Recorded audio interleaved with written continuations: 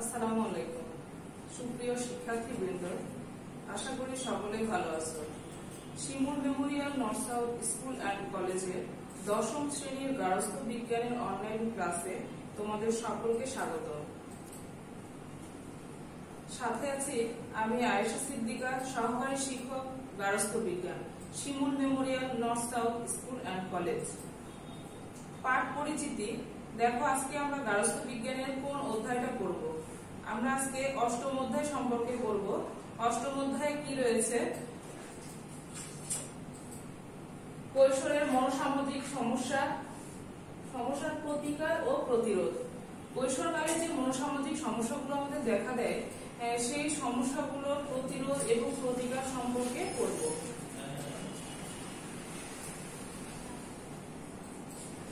অধ্যায় শেষে তোমরা কি কি জানতে পারবে? কৈশোর বয়সের বিভিন্ন মনোসামাজিক সমস্যাগুলো বর্ণনা করতে পারবে এবং তার প্রতিরোধ ও প্রতিকার সম্বন্ধে জানতে পারবে। সকলে আলোচ্য বিষয়টা খাতায় তুলে নিবে। আলোচ্য বিষয় দেখো, আজকে আলোচনার বিষয়বস্তুটা কি থাকছে। কৈশোরের মনোসামাজিক সমস্যা। এই মনোসামাজিক সমস্যাগুলোর মধ্যে কি কি রয়েছে? কিশোর অপরাধ, কিশোর অপরাধের কারণ, প্রতিকার এবং প্রতিরোধ। হতাশা ও বিষণ্ণতা, এর কারণ, প্রতিকার, প্রতিরোধ। মানসিক চাপ, মানসিক চাপের প্রকারভেদ, কারণ, প্রতিরোধ এবং প্রতিকার। প্রথমে দেখো কৈশোরের মনোসামাজিক সমস্যা। কৈশোরকালে সাধারণত কিছু মনোসামাজিক সমস্যা দেখা দেয়।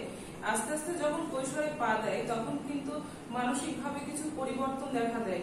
হ্যাঁ, এটা অনেক সময় এটা প্রাকৃতিক একটা নিয়ম, কিন্তু তারপরেও অনেকে এটা স্বাভাবিকভাবে মেনে নিতে পারে না। এছাড়াও পারিবারিক কিছু কারণ, মানে বিষণ্ণতা বা হতাশা, এগুলোর কিছু কারণ থাকে। এগুলো মনোসামাজিক সমস্যার মধ্যেই পড়ছে। দেখো, কৈশোরের মনোসামাজিক সমস্যা দুই ধরনের হয়ে থাকে। এটা হচ্ছে অন্তর্মুখী সমস্যা এবং বহির্মুখী সমস্যা। অন্তর্মুখী কথাটা বলতে কিন্তু বোঝা যাচ্ছে অন্তর্মুখী মানে ভেতরের যে সমস্যাটা, যেটা আমরা বাহির থেকে দেখতে পাই না বা বুঝতেও পারি না। অনেকে দেখে বোঝা যায় সে সুস্থ, স্বাভাবিক এবং সুন্দরভাবে জীবনযাপন করছে, কিন্তু তার মধ্যে যে এই সমস্যাগুলো আছে এটা কিন্তু আমরা বুঝতে পারি না, বাহির থেকে দেখে বোঝা যায় না। এই সমস্যাগুলোর মধ্যে কি রয়েছে? হতাশা, বিষণ্ণতা, উদ্বেগ, যা আমরা দেখতে পাই না। এটা হচ্ছে অন্তর্মুখী সমস্যা।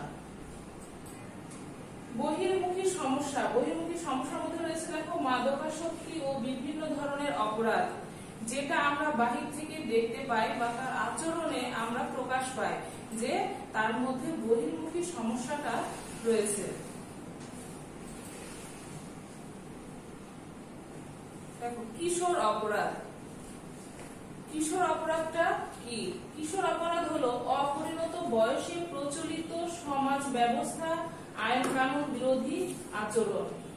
প্রাপ্তবয়স্কদের জন্য যে ধরনের কাজ শাস্তিযোগ্য অপরাধ, সে ধরনের কাজ যদি কিশোর কিশোরীদের দ্বারা সংঘটিত হয় সেটাকে আমরা বলবো কিশোর অপরাধ। দেখো, এখানে কিছু ছবি দেওয়া আছে। এই ছবিতে দেখা যাচ্ছে এটা হচ্ছে কিশোর অপরাধের কিছু অংশ। এই যে এখানে মাদকাসক্তি, এটাও কিন্তু কিশোর অপরাধের মধ্যে পড়ছে। এরপরে রয়েছে কি? এটা ইভটিজিং, যেটা করছে ইভটিজিং, যে উত্ত্যক্তকারী, এটা হচ্ছে এই কৈশোর বয়সে করে থাকে। এটা কিশোর অপরাধের মধ্যেই পড়ে। দেখো, কৈশোরকালে কোনো ছেলে বা মেয়ে আইন বিরোধী কাজে লিপ্ত হলে তাদেরকে কিশোর অপরাধী বলা হয়। এটা একটা সংজ্ঞা, এটা ছোট প্রশ্ন আকারে আসতে পারে যে কিশোর অপরাধী কাদেরকে বলা হচ্ছে। কিশোর অপরাধে যারা বেশি লিপ্ত হয়, বিভিন্ন গবেষণা থেকে দেখা গেছে কিশোর অপরাধে কোন ধরনের ছেলে মেয়েরা বেশি লিপ্ত হয়। এতে প্রথমে যেটা আসছে, মেয়েদের তুলনায় ছেলেরা বেশি এই কাজে লিপ্ত হয় কিশোর অপরাধে। এছাড়া দরিদ্র পরিবারের ছেলেমেয়েরা এবং যে সকল পরিবার ভগ্ন, মানে বাবা মায়ের মধ্যে সম্পর্ক নেই, বিচ্ছেদ রয়েছে, সে সকল পরিবারে এই কিশোর অপরাধটা কিন্তু বেশি দেখা যায়। এছাড়া অনেক পরিবার রয়েছে শিশু লালন পালনের ক্ষেত্রে অতি কঠোর মনোভাব পোষণ করে। এটা করো না, সেটা করো না, প্রত্যেকটা কাজে বাধা। এই সকল যে বাধা, সবসময় তার কাছে না না শব্দটা শুনতে শুনতে তার মধ্যে একটা মানে একটা ক্ষোভ সৃষ্টি হয়ে যায় যে আমি যেটাই করি সেটাতেই না বলে। এটা থেকে কিন্তু সে ভবিষ্যতে এই যে তার মধ্যে যে জমে থাকা ক্ষোভ বা রাগ থেকে সে কিন্তু বিপথে চলে যায়, সে কিন্তু ভালো কিছু হয় না। আমরা হয়তো মনে করি যে যত কঠিন হবো ছেলে মেয়ের লালন পালনের ক্ষেত্রে ছেলে মেয়ে হয়তো ভালো হবে, অবশ্যই না, এটা হিতে বিপরীত হবে অবশ্যই, যে সবকিছুতেই না। এটা একটা কিশোর অপরাধের একটা কারণ।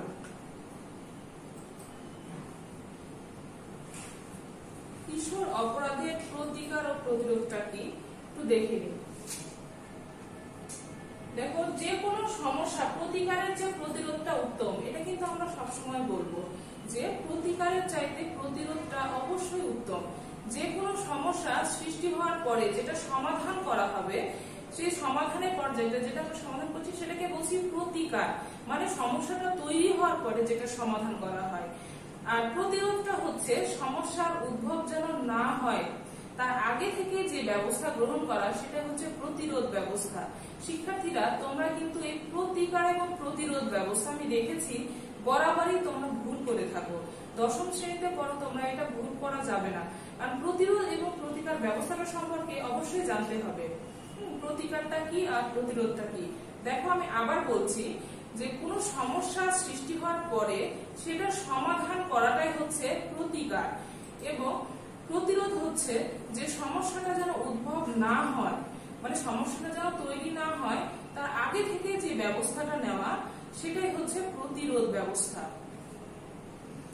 দেখো, কিশোর অপরাধ প্রতিকারে অপরাধী কিশোর কিশোরীদের জন্য সংশোধনী প্রতিষ্ঠান রয়েছে।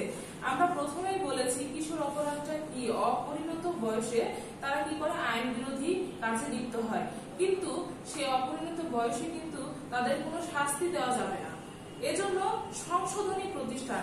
দেখো, এখানে একটা ছবি দেওয়া আছে, কিশোর উন্নয়ন কেন্দ্র, এটা হচ্ছে কিশোর অপরাধ সংশোধনী কেন্দ্র। এখানে কি করা হয়, কিশোরদেরকে বিভিন্ন বৃত্তিমূলক মানে কাজ শেখানো হয়, কাঠের কাজ বা সেলাইয়ের কাজ, এ ধরনের কাজ শেখানো হয়, যেন তাদেরকে ওখান থেকে ছাড়ার পরে তারা ভবিষ্যতে যেন অর্থ উপার্জন করতে পারে। এই ধরনের কাজ বৃত্তিমূলক, যেটা বলা হয় বৃত্তিমূলক কাজ শেখানো হয়।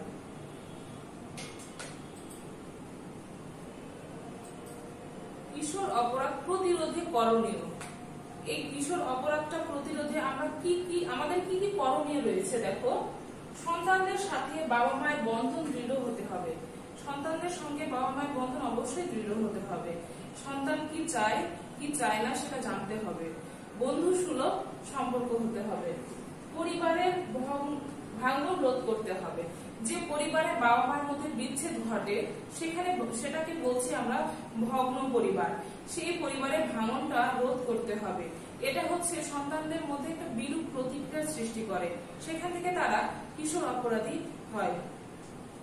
বিদ্যালয়ে কোনো সমস্যা হলে সমাধানের ব্যবস্থা করতে হবে, এটা বিদ্যালয় কর্তৃপক্ষের একটা গুরুত্বপূর্ণ দায়িত্ব। সন্তান প্রতিপালনে প্রশিক্ষণের ব্যবস্থা করা, মানে সন্তানকে সুষ্ঠু প্রতিপালনের যে ব্যবস্থা, অনেক সময় সন্তান লালন পালনে কি করা হয়, সুষ্ঠু যে নিয়মটা সেটা আমরা অবলম্বন করি না, ভুল পথটা অবলম্বন করি, সেটার জন্য বলা হচ্ছে যে প্রশিক্ষণের ব্যবস্থা করা। পরিবারের সদস্যদের মধ্যে সুসম্পর্ক তৈরি করা, পরিবারের প্রত্যেকটা সদস্যের মধ্যে সুসম্পর্ক থাকতে হবে, কারণ শুধু বাবা মায়ের মধ্যে না, পরিবারের অন্যান্য সদস্যদের মধ্যেও ভালো সম্পর্ক থাকতে হবে।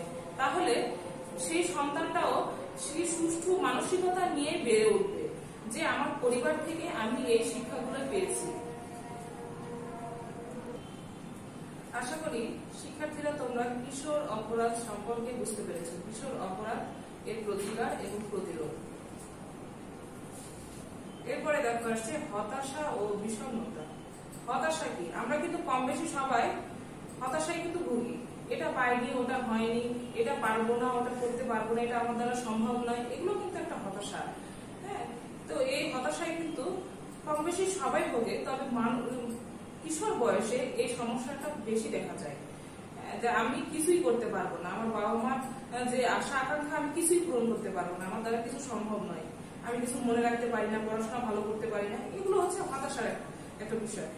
বিষণ্ণতা, এই যেখানে দুটো ছবি দেওয়া আছে, এই যে বিষণ্ণতা, এর দেখে বোঝা যাচ্ছে যে বিষণ্ণ মন, একদম চুপচাপ, কোনো কিছুতে আগ্রহ নেই তার, কোনো ভালো কাজে উৎসাহ নেই, টেলিভিশন দেখছে না, কারোর সাথে কথা বলছে না ঠিক মতো, মনে কোনো আনন্দ নেই, মনে হয় যেন যত দুঃখ তার মধ্যে, এই এ থেকে মনটা খারাপ থাকে, এটা হচ্ছে বিষণ্ণতা।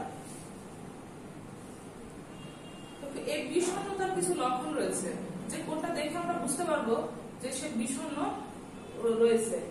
দিনের বেশিরভাগ সময় মন খারাপ থাকে, দিনের বেশিরভাগ সময় সে মন খারাপ করে থাকে, একদম হাসে না, চুপচাপ, কারোর সাথে কথা বলছে না, কোনো কাজে তার আগ্রহ নেই। আনন্দময় কোনো কাজে আগ্রহ কমতে থাকা, আনন্দময় কোনো কাজ সেটাতেও তার আগ্রহ কমতে থাকে, এটা দেখে আমরা বুঝতে পারি যে সে বিষণ্ণতায় ভুগছে। ওজন কমে যাওয়া, এই বিষণ্ণতা থেকে ওজন কমতে থাকে, মানে বিষণ্ণতার ফলে খাবারের রুচি হারিয়ে যায়, তার ফলে ওজনটাও কমতে থাকে। ক্ষুধা কমে যাওয়া, মনোযোগের অভাব, মনোযোগটাও সে পায় না, সে বিষণ্ণতায় ভুগছে, তার কোনো কিছুতে মনোযোগ নেই, না পড়াশোনাতে না কোনো কাজে, মনোযোগটা হারিয়ে যায়। এই বিষয়গুলো দেখে আমরা বুঝতে পারি যে সে বিষণ্ণতায় ভুগছে। এই বিষণ্ণতার কারণটা কি? শিশু পালনে অতিরিক্ত কঠোরতা, এর আগে আমরা বললাম যে কিশোর অপরাধে যে অতিরিক্ত কঠোর ভাবে যদি সন্তানকে লালন পালন করা হয় সেক্ষেত্রে কিশোর অপরাধী হয়ে ওঠে। ঠিক এই বিষণ্ণতার কারণটাও একই, যে শিশু পালনে অতিরিক্ত কঠোরতা। পরিবারের বাবা মার দাম্পত্য কলহ, বিবাহ বিচ্ছেদ ইত্যাদি, পরিবারের যে বিবাহ কলহ, বাবা মার মধ্যে সবসময় ঝগড়াঝাটি লেগেই থাকে, এসব থেকে একটা শিশুর মধ্যে কি হয়, একটা মানসিক প্রতিক্রিয়ার সৃষ্টি হয়, এটাই হচ্ছে বিষণ্ণতা। সমবয়সীদের সাথে সম্পর্কের অবনতি, অনেক সময় হয় তোমাদের ক্লাসেও যে কোনো বান্ধবীর সঙ্গে যদি একটু মনোমালিন্য হয়, খুব মন খারাপ, তার সঙ্গে কথাই বলবো না, অনেক কিছু মনে হয়ে যায়, এটা থেকে কি হয়, মন খারাপ করে থাকে, বিষণ্ণ ভাব, এটাই হচ্ছে, এটা একটা কারণ। পড়াশোনায় ব্যর্থতা ও অতিরিক্ত মানসিক চাপ, পড়াশোনায় ব্যর্থতা, যে কাঙ্ক্ষিত ফলাফল আমি করতে পারলাম না, মানে আমি পড়াশোনায় আমার ব্যর্থতা, আমি ভালো কিছু করতে পারছি না, এটা থেকে বিষণ্ণ হয়ে থাকে, মন খারাপ করে থাকে। তারপরে কি আছে, অতিরিক্ত মানসিক চাপ, এই বিষয়গুলো যখন বেশি চিন্তা করা হবে তখন কিন্তু অতিরিক্ত মানসিক চাপ তৈরি হবে। এই অতিরিক্ত মানসিক চাপ থেকে তখন আবার শারীরিক সমস্যা দেখা দেয়। অর্থাৎ আমরা বিষণ্ণতা থেকে দূরে থাকতে হবে, সেটার জন্য কি করতে হবে, যে প্রতিকার এবং প্রতিরোধ ব্যবস্থাটা আসলে আমরা দেখে নিই। যে কোনো পরিস্থিতিতে ইতিবাচক ভাবে মূল্যায়ন করতে শেখা, যে কোনো পরিস্থিতিতে সবকিছুকে ইতিবাচক ভাবে মূল্যায়ন করতে হবে। যে কোনো ঘটনার ভালো দিকগুলো খুঁজে বের করতে হবে, আমরা কখনোই কোনো ঘটনার খারাপ দিকগুলো খুঁজবো না, আমরা কিন্তু চট করে ভালো দিক না খুঁজে খারাপ দিকগুলো খুঁজি, এটা করা যাবে না। খারাপ দিকগুলোকে যত আমরা সামনে নিয়ে আসবো তত কিন্তু আমাদের মনটা খারাপ হয়ে যাবে। এজন্য ওই কাজগুলোর মধ্যে থেকে যেটা ভালো দিক সেটা আমাকে খুঁজে বের করতে হবে, যেন মনটাও ভালো থাকে। কাজের পজিটিভ, প্রত্যেকটা কাজেরই কিন্তু ভালো দিক এবং খারাপ দিক দুটোই থাকবে, তবে ভালো দিকটা আমরা বেছে নিব। শখ, বিনোদন, সৃজনধর্মী কাজ, খেলাধুলায় নিজেকে ব্যস্ত রাখা, যে কোনো কাজে নিজেকে ব্যস্ত রাখতে হবে। যখন আমরা অবসর থাকবো, কিছুই করব না, অলস অবস্থায় থাকবো, তখন কিন্তু বিষণ্ণতা কোনো কিছু একটা আমাদের উপরে এসে ভর করবে, সেটা বিষণ্ণতা কিন্তু পরিণত হবে। এজন্য আমাদের শখের বশে কোনো কিছু আমরা করতে পারি, সৃজনধর্মী কোনো কাজ করতে পারি বা খেলাধুলা করতে পারি, কিছু না কিছুতে আমাদের লিপ্ত থাকতে হবে। তাহলে আমাদের যে আমরা কিন্তু বিজি থাকবো, যখন ব্যস্ত থাকবো যখন, তখন অন্য কোনো কিছু এসে আমাদের মস্তিষ্কে ভর করতে পারবে না, যে মানসিক চাপ সৃষ্টি করতে পারবে না।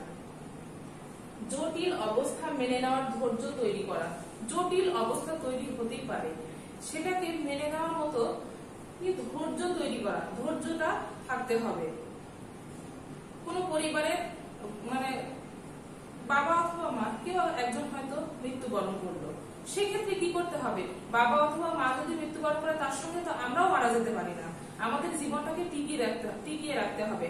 তাহলে কি করতে হবে, এই যে কঠিন একটা পরিস্থিতি, এটা কিন্তু অপূরণীয় একটা ক্ষতি, তারপরে এই পরিস্থিতিকে আমাদের কি করতে হবে, মেনে নিতে হবে যে এটা একটা স্বাভাবিক প্রক্রিয়া, মানুষ পৃথিবীতে এসেছে, মারা যাবে, এটা মেনে নিতে হবে। সেই ধৈর্যটা তৈরি করতে হবে আস্তে আস্তে। এরপরে কি আছে, অন্য কারো বিষণ্ণতায় সঙ্গ দেওয়া, তার প্রতি সহানুভূতিশীল হওয়া। কেউ যদি বিষণ্ণতায় ভোগে তাকে সঙ্গ দেওয়া। সঙ্গ দিলে কি হয়, তার মনটা একটু ভালো হয়ে যায়, তার সঙ্গে কথা বললে তার মনটা ভালো হয়ে যায় এবং কিছুটা হলেও সে বিষণ্ণতা থেকে দূরে সরে আসে।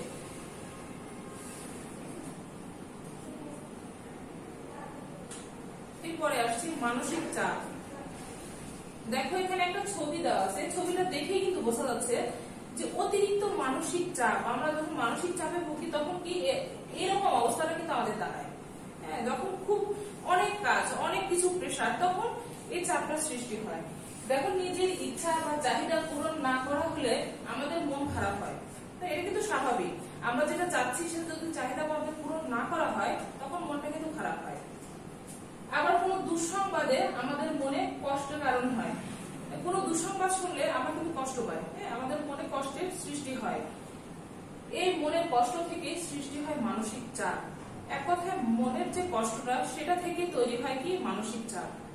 তাহলে আমরা এক কথায় বলতে পারি মনের কষ্ট থেকে সৃষ্ট যে চাপ সেটাই হচ্ছে মানসিক চাপ। মানসিক চাপ কয় ধরনের? দুই ধরনের, ইতিবাচক চাপ, নেতিবাচক চাপ। ইতিবাচক আর নেতিবাচক কি, এটাও কিন্তু অনেক সময় তোমরা গুলিয়ে ফেলো, কোনটা ইতিবাচক আর কোনটা নেতিবাচক। ইতিবাচক যেটা ভালো দিক, আর নেতিবাচক যেটা খারাপ দিক। ইতিবাচক আর নেতিবাচক হচ্ছে এটা হা বোধক আর না বোধক। এক কথায় ইতিবাচক হচ্ছে হা বোধক আর নেতিবাচকটা হচ্ছে না বোধক। এই শব্দটার দ্বারা কিন্তু যে কোনো সংজ্ঞা আমরা করতে পারি। দেখো ইতিবাচক চাপ, ইতিবাচক চাপটা কি, আমরা হচ্ছে পড়াশোনা ভালো রেজাল্ট, সামনে পরীক্ষা, ভালো রেজাল্ট করতে হবে। এই পরীক্ষার টেনশনে অনেক সময় কি করি, খুব পড়ছি, সারা বছর পড়াশোনা নয় কিন্তু পরীক্ষার যে রুটিন হয়ে গেছে তখন আমরা মানে খুব পড়াশোনা করছি যে সামনে পরীক্ষা, ভালো রেজাল্ট করতে হবে, রাত দিন পড়ছি। এই যে চাপ, এই যে সারা বছরের চাপটা যদি এক মাসে তুলতে, সারা বছরের পড়াটা এক মাসে যখন তুলতে যাবো তখন কিন্তু স্বাভাবিকভাবে মানসিক একটা চাপ তৈরি হবে। এই চাপটা কিন্তু ভালো ফলাফলই বয়ে আনবে, এটাই হচ্ছে ইতিবাচক চাপ। এই চাপের ফলে কি হবে, আমার পড়াটা সম্পূর্ণ হয়ে যাবে, আমি পরীক্ষায় ভালো করতে পারবো, এটাই হচ্ছে ইতিবাচক চাপ। দেখো আমাদের অনেক মানসিক চাপ মোকাবেলা করতে হয়। একে যদি আয়ত্তাধীন রাখা যায় বা নিয়ন্ত্রণে রাখা যায় তবে এই চাপ অনেক সময় আমাদের কর্মদক্ষতা বৃদ্ধি করে ও সাফল্য বয়ে আনে। যেমন পরীক্ষার সময় যে মানসিক চাপ সৃষ্টি হয় তা পড়াশোনায় মনোযোগ বৃদ্ধি করে, যেটা আমি বললাম। হ্যাঁ, এটা হচ্ছে কি হয়, পড়াশোনায় মনোযোগটা বৃদ্ধি করে, পরীক্ষার টেনশন। এরপরে দেখো নেতিবাচক চাপ। মানুষের মনের মধ্যে এমন কিছু চাপ মাঝে মধ্যে দেখা যায় যা স্নায়বিক চাপ সৃষ্টি করে। এমন কিছু চাপ রয়েছে যা স্নায়বিক চাপের সৃষ্টি করে, যার ফলে মনের মধ্যে বিরূপ প্রতিক্রিয়া দেখা দেয়। এর ফলে কি হয়, এখান থেকে আমাদের শারীরিক সমস্যাটা কিন্তু দেখা দেয়। এই চাপের ফলে উচ্চ রক্তচাপ হয়, হৃদরোগ হয়, এই ধরনের সমস্যা দেখা দেয়। ক্ষুধামন্দা দেখা দেয়, ওজন কমে যায়, বুক ধরফর করে, মনে হয় যেন দম বন্ধ হয়ে আসছে, এরকম একটা উপক্রম হয়। এগুলো হচ্ছে নেতিবাচক চাপ থেকেই এই সমস্যাগুলো সৃষ্টি হয়। এটার কারণ কি, মানসিক চাপের কারণটা কি? দেখো, কোনো অপ্রত্যাশিত ঘটনা যেটা আমাদের প্রত্যাশিত নয়, আকস্মাত ঘটে গেছে, এটা হচ্ছে অপ্রত্যাশিত ঘটনা। পারিবারিক বিশৃঙ্খলা, পরিবারে যে কারোর মধ্যে কোনো সুসম্পর্ক নেই, সব সময় কলহ বিবাদ লেগেই থাকে, এরকম একটি বিশৃঙ্খলা। সামাজিক উৎপীড়ন, ক্রমাগত কাজের চাপ, বারবার কাজের চাপ, মানে একটা কাজ শেষ করতে আরেকটা কাজের চাপ। এই যে ক্রমাগত কাজের চাপ যখন থাকে তখন কিন্তু মানসিক চাপ সৃষ্টি হয়। পরীক্ষার সময় পর্যাপ্ত প্রস্তুতি না থাকা, পরীক্ষার সময় যদি আমার পর্যাপ্ত প্রস্তুতি না থাকে তাহলে আমি কি করে ভালো রেজাল্ট করতে পারবো? তখন কি হবে, খুব চাপ সৃষ্টি হবে যে আমার তো প্রস্তুতি নেই, আমি কিভাবে ভালো রেজাল্ট করতে পারি। এখান থেকে একটা মানসিক চাপের সৃষ্টি হয়। সব সময় আতঙ্কগ্রস্ত থাকা, সব সময় আতঙ্কগ্রস্ত মানে ভয়ের মধ্যে থাকা, সব সময় তার মধ্যে একটা ভীতি কাজ করে। দেখো, মানসিক চাপ থেকে নিজেকে রক্ষার উপায় কি করে, এই মানসিক চাপ থেকে আমাদের নিজেকে রক্ষা করতে পারবো সেটা তো কিছু অবশ্যই উপায় রয়েছে। যে কোনো ধরনের সমস্যার কিন্তু কিছু না কিছু সমাধান অবশ্যই আছে। সমস্যা যখন তৈরি হয়েছে সমাধান কিন্তু অবশ্যই রয়েছে। হ্যাঁ দেখো, যে কোনো বেদনাদায়ক অবস্থায় মনোবল রাখা, যে কোনো ধরনের বেদনাদায়ক অবস্থায় মনোবল ধরে রাখতে হবে। আমার কিছুক্ষণ খুব কষ্ট হবে, খুব খারাপ লাগবে, তারপর ঠিক হয়ে যাবে, এই মনোবলটা থাকতে হবে। ধৈর্য ধারণ করতে হবে, অধৈর্য হওয়া যাবে না। আমি দুইবার একবার পড়েছি, না এটা আমার দ্বারা মুখস্থ করা সম্ভব না, দুইবার একবার অঙ্ক করেছি, না এটা তো আমার সূত্রটা মনেই থাকছে না, তাহলে আমি কি করে করব? এই যে ধৈর্য হারা হওয়া যাবে না, ভিতরে ধৈর্যটা রাখতে হবে। বন্ধু নির্বাচনে সতর্ক হতে হবে। তোমরা যেহেতু ক্লাস 10-এ পড়ো, তোমাদের বন্ধু নির্বাচনের ক্ষেত্রে অবশ্যই সতর্ক থাকতে হবে।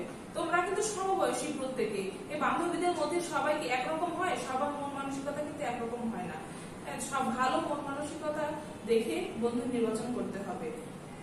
তা না হলে বন্ধুদের দ্বারাও কিন্তু অনেক রকমের দুর্ঘটনার সম্মুখীন হতে হয়, অনেক রকমের বিপদ আপদ সামনে চলে আসে। দেখো, কেউ বিরক্ত করলে দৃঢ়তার সাথে তার মোকাবেলা করতে হবে। কেউ যদি বিরক্ত করে, সেটা ধৈর্যের সহিত দৃঢ়তার সাথে তাকে কি করতে হবে? মোকাবেলা করতে হবে। পরীক্ষায় খারাপ করে যাতে হতাশায় পড়তে না হয়, তার জন্য আগে থেকেই প্রস্তুত থাকতে হবে। আমি যদি সারা বছর ভালো পড়াশোনা করি, তাহলে পরীক্ষার সময় কি আমাকে হতাশায় ভুগতে হবে? মানসিক চাপে পড়বো আমি? অবশ্যই না। এজন্য তোমাদের সকলকে, তোমরা হচ্ছে এসএসসি পরীক্ষার্থী, প্রথম থেকে এখন থেকে অবশ্যই খুব সুন্দরভাবে প্রস্তুত থাকতে হবে, পড়াশোনা করবে। তাহলে কি হবে? এই যে সামনে এসএসসি পরীক্ষা, তার জন্য কিন্তু দুশ্চিন্তা হবে না যে আমি পারবো না, কিছু হবে না। সমস্ত বইয়ে যদি তোমার আয়ত্তাধীন থাকে, তাহলে কিন্তু এই চিন্তাটা আসবে না। ক্লাসটা অবশ্যই বুঝতে পেরেছো। এরপরে আমরা চলে যাচ্ছি মূল্যায়ন পর্বে। দেখো, মূল্যায়নে কি রয়েছে? প্রতিরোধ ব্যবস্থা কি? প্রতিরোধ ব্যবস্থাটা কি আমি কিন্তু বলে দিলাম, তারপরে বলছি। প্রতিরোধ ব্যবস্থাটা হচ্ছে কোন সমস্যা তৈরি হওয়ার আগে বা সমস্যাটার উদ্ভব হওয়ার আগে আমরা যে ব্যবস্থাটা গ্রহণ করি, যে সমস্যাটা যেন তৈরি না হয়, সেই ব্যবস্থাটা আগে থেকে গ্রহণ করাটাই হচ্ছে প্রতিরোধ ব্যবস্থা। মানসিক চাপ কত প্রকার ও কি? মানসিক চাপ 2 প্রকার, ইতিবাচক চাপ আর নেতিবাচক চাপ। ইতিবাচক মানসিক চাপ বলতে কি বোঝায়? যে মানসিক চাপের দ্বারা আমাদের কি হয়? কর্মদক্ষতা বৃদ্ধি পায় বা ভালো কোনো কাজ করতে পারি, সেটাই হচ্ছে ইতিবাচক চাপ। এই চাপের দ্বারা ভালো কিছু করা। কৈশোরের মনোসামাজিক সমস্যা কয় ধরনের ও কি? কৈশোরের মনোসামাজিক সমস্যা 2 ধরনের, অন্তর্মুখী সমস্যা এবং বহির্মুখী সমস্যা। শিক্ষার্থীরা আশা করি প্রত্যেকে এই ক্লাসটা খুব ভালো করে বুঝতে পেরেছো। যদিও সবগুলোই রিভিশন ক্লাস, না বোঝার কোনো কিছুই নাই, সবগুলো আবার নতুন করে তোমাদের পড়ানো হচ্ছে। ক্লাসটা মনোযোগ দিয়ে শোনার জন্য। এবং দেখো আগামী দিন কি আছে। আগামী দিন টপ টেস্ট রয়েছে অধ্যায় 8, মানে যে অধ্যায়টা আমি পড়ালাম, কৈশোরের মনোসামাজিক সমস্যা, প্রতিকার ও প্রতিরোধ। এই অধ্যায়টা তোমরা ভালো করে পড়ে নিবে এবং টপ টেস্টটা ভালো করে দিবে।